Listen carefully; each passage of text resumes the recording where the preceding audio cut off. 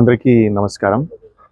ఆహ్, ఈరోజు Palamaner constituency, Punganur కాన్స్టిట్యుయెన్సీలో urea సంబంధించి డిస్ట్రిబ్యూషన్ ఎట్లా జరుగుతుంది, ఆర్ఎస్కేలో డిస్ట్రిబ్యూషన్ ఎట్లా జరుగుతుంది, సొసైటీలో డిస్ట్రిబ్యూషన్ ఎట్లా జరుగుతుంది ఈరోజు చూడడం జరిగింది.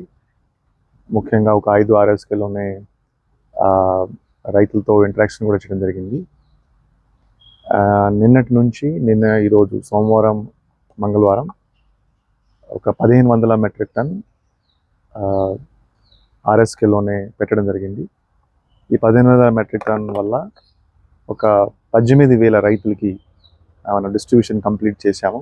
ఇది డీబీటీ డిస్ట్రిబ్యూషన్, అంటే ఈకేవైసీ బయోమెట్రిక్ ఉంటేనే డిస్ట్రిబ్యూషన్ చేయడం జరుగుతుంది. సో ఈరోజు రైతులతో ఇంటరాక్ట్ చేసినప్పుడు రైతులు ఇంకా ఎక్కువ డిమాండ్ చేశారు.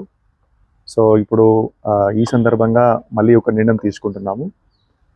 ఇంకొక స్పెల్ వచ్చే ఆదివారం, సోమవారం, మంగళవారం రిపీట్ చేయడం జరుగుతుంది. ఇంకొకసారి మళ్ళీ 20 రోజుల తర్వాత కూడా రైతులకి ఇవ్వడం జరుగుతుంది.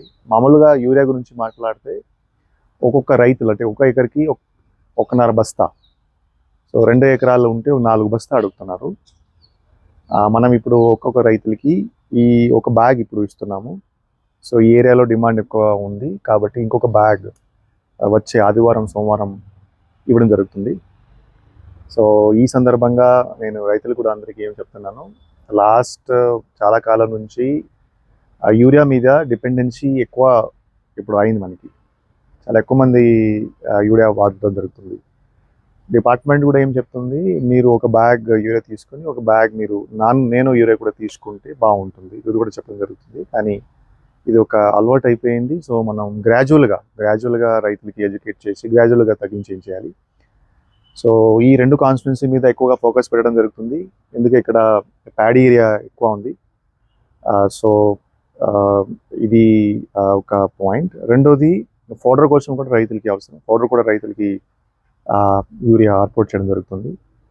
అక్కడ కూడా రైతులకి ఏమి ఇబ్బంది లేకుండా మనం ఇస్తాము. జిల్లాలో మాట్లాడితే ఇప్పుడు మన దగ్గర 2000 మెట్రిక్ టన్ స్టాక్ ఉంది, సుమారుగా 2 నెలల వరకు.